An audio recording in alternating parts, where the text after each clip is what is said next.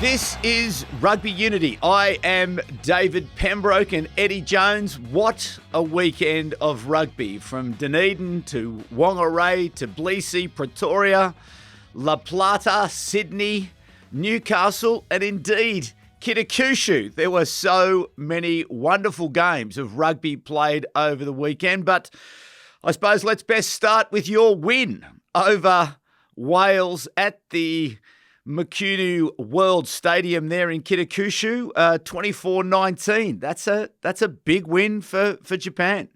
Yeah, well, Japan hasn't won, or we haven't won against a top-tier country since 2019. So, yeah, for such a young team, if you look at the starting guys, we had 244 caps, of which 89 was Michael Leitch. So really, really young team. And the way they stuck at it in the heat and the last 20 minutes we played some really good rugby. And, tests, you put yourself in a position to win the test in the first 20, but you got to win it in the last 20, and we did that really well. And Michael Leitch, he was absolutely unbelievable, mate, at 37 years of age. Yeah, just incredible what he gets out of his body and the inspiration he gives to his teammates. So in thinking about developing the team and looking at someone like a Michael Leitch, what has he brought to that young Japanese team? Just leadership, guidance. Like, for instance, mate, last night Sunday night we have a meeting to set the tone for the week, right? So rather than me give the meeting, I introduced it and then hand it over to him. And when the players have got a captain who's able to lead them like that, they respond almost invariably at a very high level, because that's the guy they're playing with on the field. And, I remember as Bob Dwyer used to say, the best coaches are the best players. And he was 100% right. And it stood the test of time, and it will forever. And you just look at the Lions at the moment, without Itoje there, the so-called second team probably lacks that sort of leader at the moment, someone who brings them together.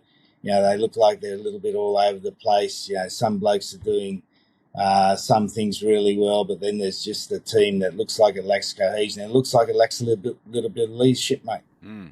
Well, we'll come on to the Lions in a moment, but I think the thing that struck me over the weekend, enjoying watching England play Argentina, I saw the highlights of the Springboks over Italy, New Zealand and France, another really entertaining match that was played. That I think the Nations Cup is really going to give us an opportunity next year when it's played, that these meetings will come together with that real purpose and that real sense of they will mean something much more than just the win.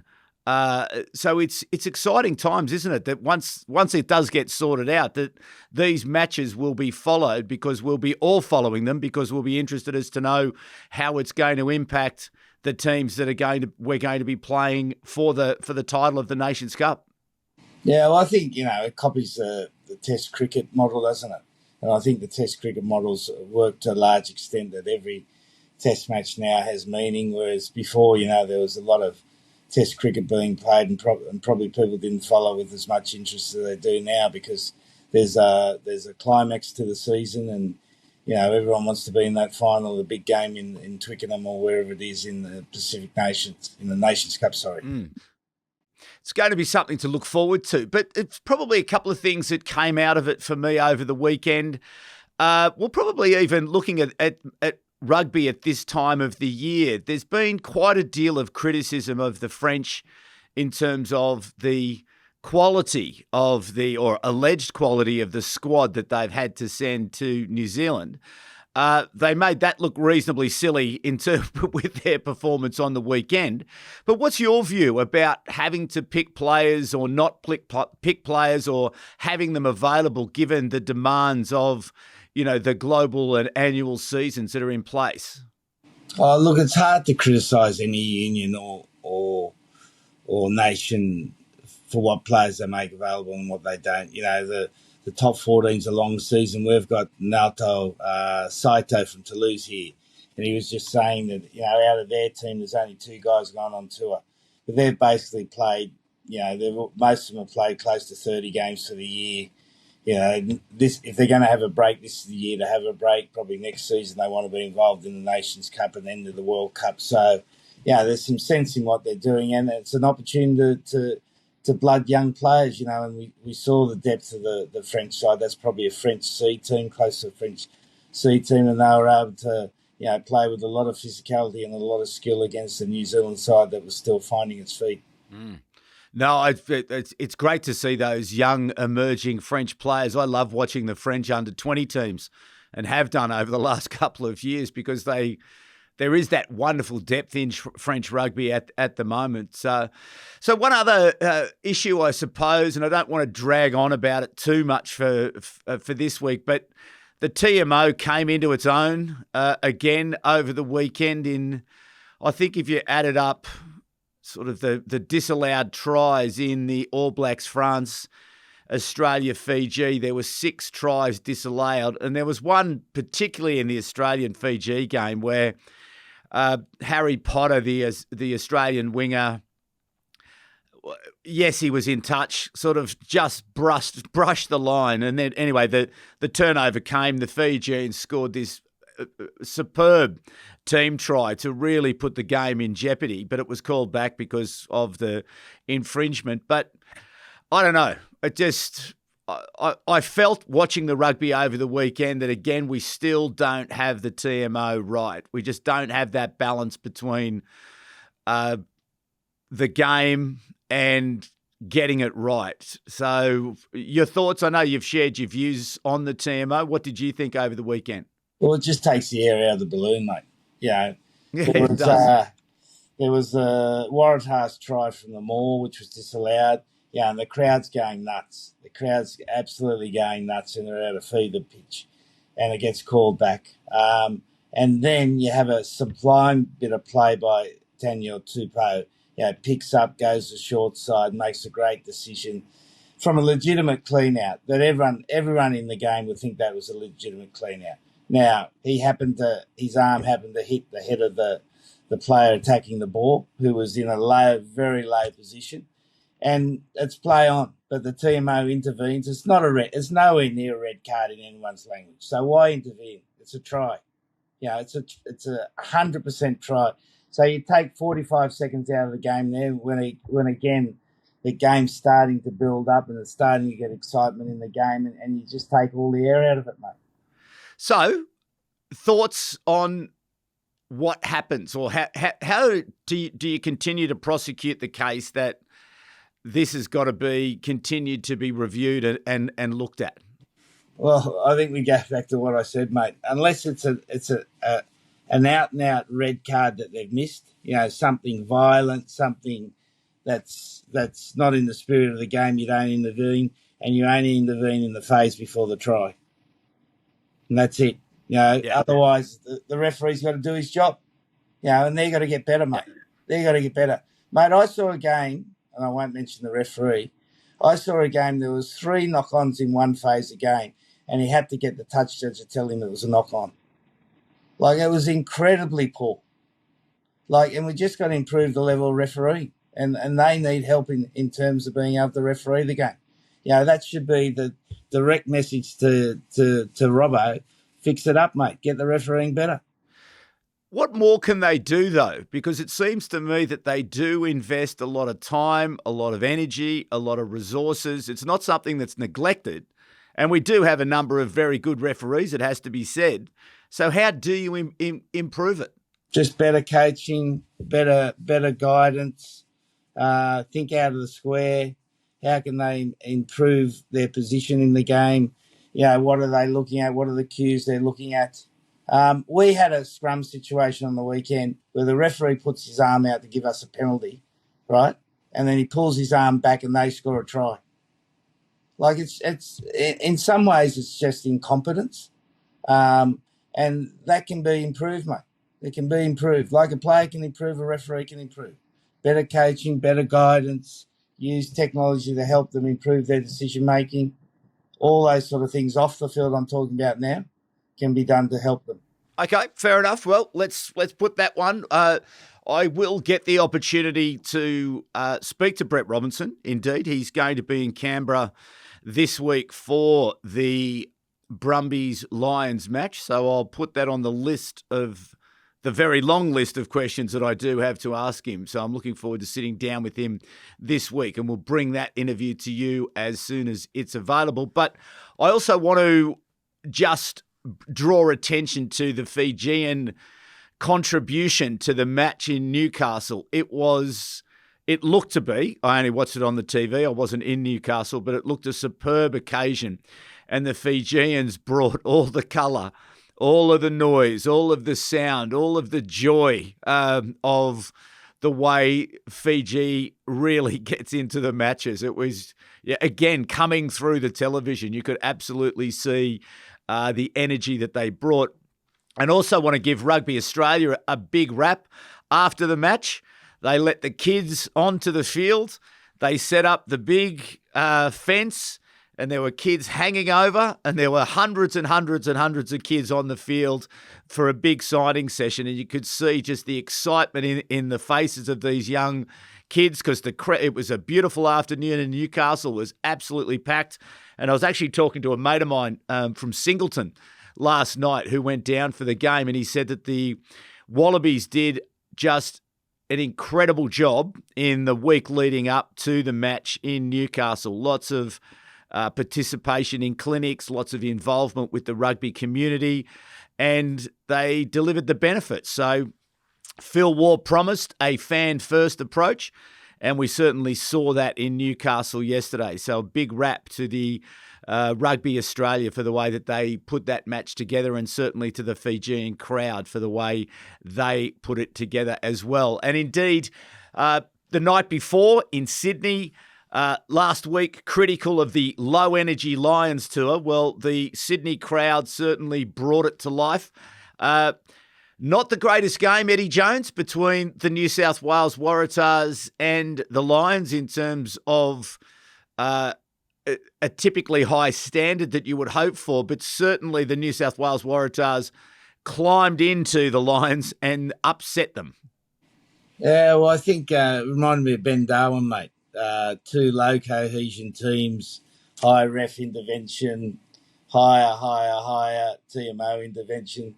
So you don't have a good spectacle, mate. You know, lots of good little bits in the game, lots of good individual contributions. Like I thought Tupou, he looks pretty heavy, the big fella, but he's still got 2 weeks of the World Cup. You can change your capacity a little bit in 2 weeks. So, and he was able. Well, it's interesting because interesting you said that the other day about whether or not, and we didn't know at the time whether the decision had been made by Joe Schmidt to just send him back to the Waratahs, and that would, whether he was not going to be included in the future plans. But at the end of the match yesterday in Newcastle, he was there. You could see him in his Wallabies tracksuit, so he'd obviously rejoined the team. So you were right in that Joe Schmidt wanted him to give him a hit out against the Lions and give him as much time as possible. So it looks like Tupou, hopefully hopefully he wasn't injured in any way, shape or form. So again, let's just get back to him and that analysis. So you do believe that in 2 weeks you can make a difference? You can make a difference to how the player thinks. Physiologically, not really. But the way he gets off the floor, the way he keeps going, his behaviour's off the ball, you can change in 2 weeks. And he's a very coachable player, and he's a very good player. So if he's prepared to do a bit of hard work, which I'm sure he would be, then you could get him in good enough nick to play 40, 50 minutes, and he gives you a point of difference, mate. Get Skelton right, him right. You got 2 big men in the middle. They can give Australia some power. Well, in the Waratahs match, I was actually pretty impressed with him in terms of those effort areas, because you did see him, getting off the ground. He was working pretty hard, and as you say, some beautiful touches with the football. The way he was able to hold it a couple of times to set up some of his support plays. He is a handful, isn't he? Yeah, no, he's a very good rugby player. You know, inside that big body, there's a very intelligent rugby player, and he reads the game go really well. Just like that situation where he picked and go down the short side. Yeah, a lot of players would have just stopped over the ball there, but he saw there was space and went and took the opportunity and created a brilliant try. Yeah, that's really hard to defend against. Really hard to defend against. So let's just stick with the Wallabies for the moment and the match against Fiji. What was your views on what you saw in that particular match? Well, I think, traditionally in the first round of the July tests, the smaller nations do quite well, because their motivation's really high. The bigger nations have got a big campaign ahead of them, and particularly for the Super Rugby teams, the adjustment from Super Rugby to Test Rugby is pretty abrupt, mate. Particularly now that Super Rugby's become a less physical, more ball movement type game. I think we saw that with New Zealand, and I think we saw that with Australia. Just their adjustment to Test Rugby was not there at the moment. And Fiji, once you give them a bit of space and time, anything can happen. So, who caught your eye on the Australian side? I think Wilson's maturing as a number 8. I think he's last year under Joe. I thought he showed himself to be a good class Test number 8. And I think that's continuing this year. His work rate, his ability to carry through heavy traffic is second to none. I think he's developing really nicely.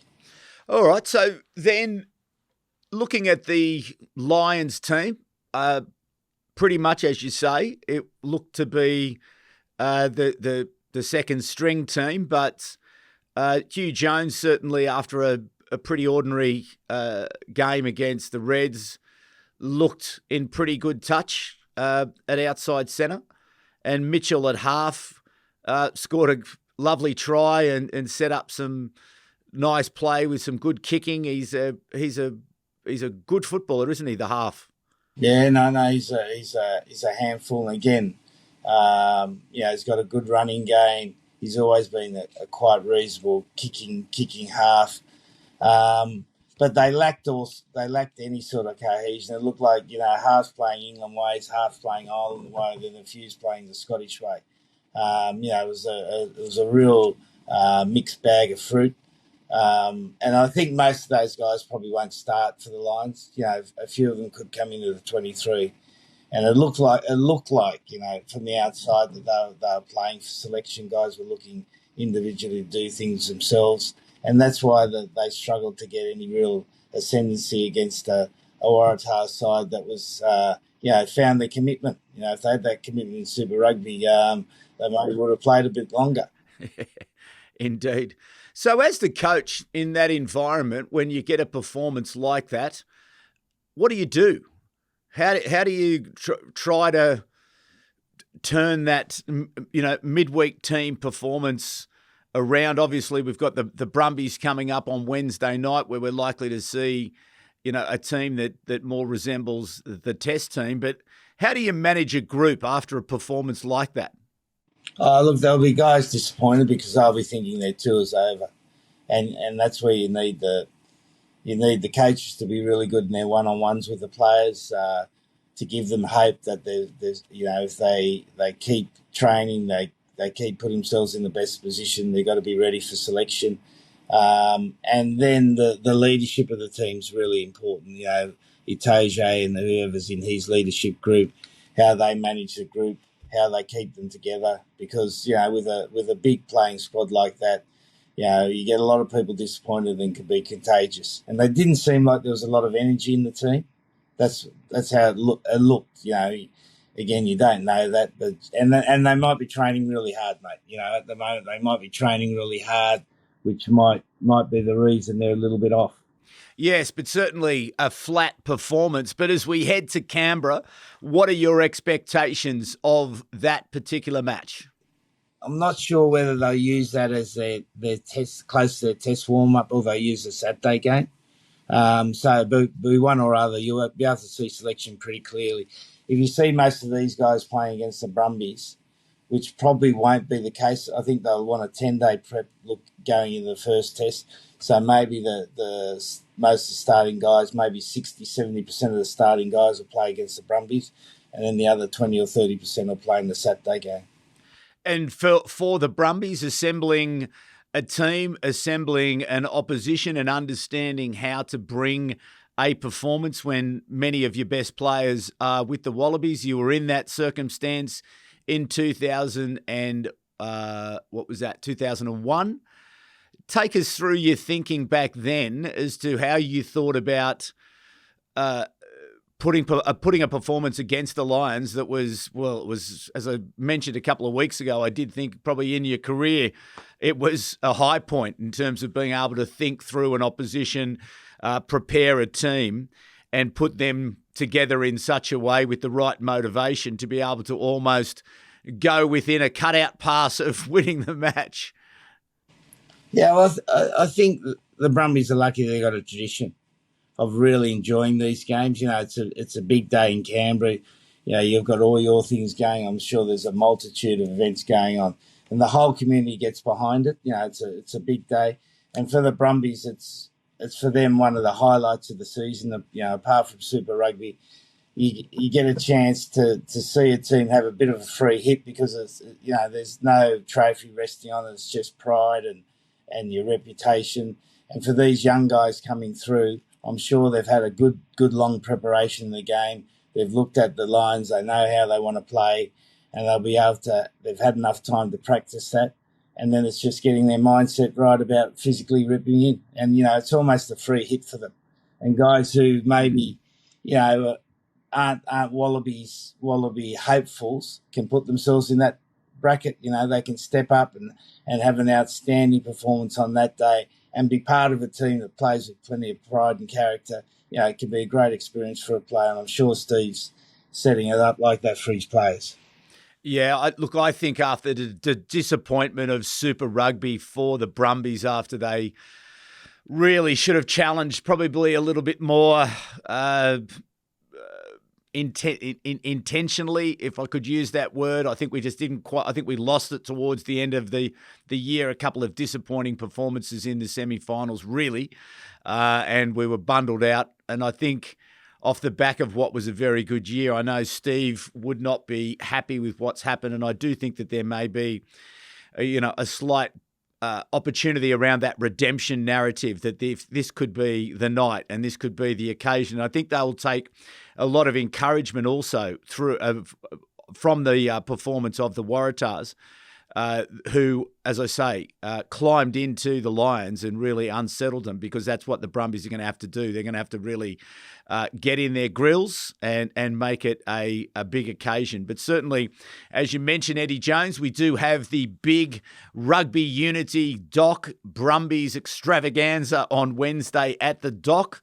Humanitix is the place for the tickets. I'm not sure if there are too many more left, but if you're listening to this podcast and you are going to be in Canberra and you are a Brumbies or a Lions fan, it would be fantastic to see you there. It's going to be a great occasion. We have all sorts of people turning up. We have players from the 1989 team, the 2001 team, the 2013 team. I'm hoping Stephen Larkin will be able to pop by on his way out to the game. I was speaking to David Nusafora last week. He's going to come over. Brett Robinson's going to be there. And indeed, also talking to Laurie Fisher, who's going to come and join us on the stage over there. So we're going to have lots of rugby talk throughout the day, which I'm sure everyone will enjoy, getting the insights of all of those great minds in rugby, but also there'll be a lot of fun as well. Someone was telling me there's going to be a pie eating competition, so I'm sure that'll be fun if you like eating pies. I think you've got to drink a beer with a pie as well, so I don't think it's as easy as just eating a pie. But also the highlight's going to be the big sing-along. One of the big sort of story so far has been that lack of atmosphere, has been that lack of singing, that tradition that we're desperate for here in Australia, because really, when you think about Australian fans, we're pretty ordinary on the noise side of things. We really just tend to watch the game. We don't tend to make great sounds when we do watch the game. Would you agree with that, Eddie Jones, that the Australian crowds watch the game and they're very quiet when they watch the game? Oh, they're noisy compared to the Japanese, mate. The Japanese are traditionally, but they've become a bit more louder in recent years. But compared to where you play in Europe, like in Europe, it's a different league, and you've got the traditional places like Wales and England where they sing through a lot of the game, and then you got the loudness of the French crowds. Yeah, it pales in significance. It does. So we've got to. I think that's something we've really got to, as we go through this mission that we have to help secure the future prosperity of rugby union around the world. Maybe we could try to get the Australian crowds to be a bit more raucous, a bit more involved. And I'm not being critical of everyone. Like, I'm just as bad as anybody else. I tend to like to watch the game rather than make too much noise. But we do have the Rugby Australia, or what are they called? The Australian Rugby Choir turning up at 4 p.m. and we've got all the songs that we're allowed to sing through copyright. So I think Jerusalem's there. I think Bread of Heaven's there. Cullen Lahn's there. So we really want everyone to get along and get involved. And hopefully what my mad plan is that once we finish at 5:30. We get everyone on the bus, and hopefully people will sing on the buses out there. But we've got to try to infect the actual game itself so as that we can get some noise on the night, so we can create a really unique experience at Canberra Stadium and get that wonderful contest that's going to take place as well. So lots to look forward to. It probably will be a bit chilly, which is good. But a really big occasion. And there is also a Legends lunch that the Brumbies have got on the Tuesday. I know the Tuggeranong Vikings Rugby Union Club, they've got an event. The Gungahlin Eagles have got an event. But our event is all about raising money for the local rugby union clubs as well. So looking forward to seeing as many Lions fans in Canberra as possible. And certainly to all the Brumbies fans out there, we know that they will be dressed in red. We want you dressed in the colours of the Brumbies as well to make it a visual spectacle as well as a noisy spectacle as well. So it's really going to be a great occasion. It's very, very exciting. You can imagine, I am so excited. It is going to be a really, really, really good few days. Now, Eddie Jones, before I let you go, some big news, I think, in terms of Asian rugby, that Hong Kong, China beat Korea 70 points to 22 to qualify for Rugby World Cup. So that's big news for Hong Kong, China. Yeah, no, great news for Hong Kong, but it's a bit frightening for the competition. Yeah, we played Japan 15 against them and beat them by 60 points. And that Japan 15 then played the Maori All Blacks and got beaten by 50 points. So there's a huge gap. They got 2 years to close it. Hopefully, Japan will play a role in helping them. We're trying to organise regular home and away games against them. They're a well-run union. They got a small player pool, but it's great for a country like that to get an opportunity to play in the World Cup. Excellent. Yeah, I think it's wonderful. I have a nephew who's living over in Hong Kong who's involved in the rugby union community over there, and I know this would be just so exciting for them. And they've had such a great tradition of rugby with the Hong Kong Sevens over the years. And so congratulations to Hong Kong, China. You are going to the big dance. So, Eddie Jones, just before I let you go, give us your thoughts on a tip perhaps on what happens on Wednesday night and what sort of margin might we see between the Brumbies and the Lions. I think the Brumbies will get out of the gates quick, mate. They'll get to a 10, 12-point lead. I think the Lions will pick a pretty strong bench. So it'll go down to a last-minute penalty goal from the Brumbies. Turn the table. Okay, very good. Have you had the opportunity to watch any of the under-20s that's going on in northern Italy at the moment? I'm a bit flat chat at the moment, mate. Yeah. No, I haven't. A bit busy. The standard and the size of the players is just incredible, mate. Oh, my favourite, obviously I'm an Australian, so I'm supporting the Wallabies, but I can't take my eyes off the South African under-20s. They are something else to watch. The athleticism, the power, the speed, the size. They knocked over England the other day, 32-22. They absolutely towed the Australians up in the first week of the game. But gee, they're just compelling to watch. And yeah, I've really enjoyed watching the under-20s and would encourage everyone to jump on YouTube. The games are there, the highlights are there. It's wonderful to watch. It's also broadcast live on Rugby Pass as well. I think it's broadcast live on Rugby Pass. You can watch it there. So lots of great rugby being played there. Lots of great rugby being played everywhere, Eddie. So there's a lot to do. Big crowds also. That was another thing that struck me over the weekend. At Loftus, there was a very, very large crowd to watch the Springboks in Italy. In La Plata, it was great to see that was packed for the England-Argentina game. So certainly at that international level, the crowds are turning up to watch the games. But again, when we think about it, and we'll come back to this, I suppose, in a few weeks' time when we start to think about the financials, how are we starting to generate some revenue out of this?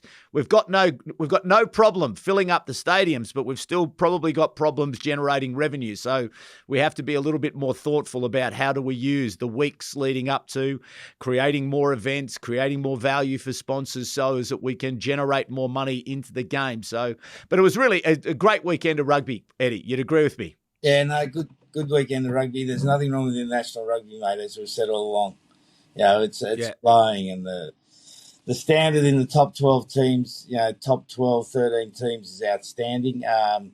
The challenge for World Rugby is the teams they're going to bring into the World Cup is to getting them up to speed. And that's a big challenge for Brett and his team there, because they're going to need help and they're going to need investment. And when you say help, it's investment. So that again, it's finding the resources to help those teams get enough decent competition, support in terms of coaching and sports science, so they're going to be as well prepared as they can for the World Cup.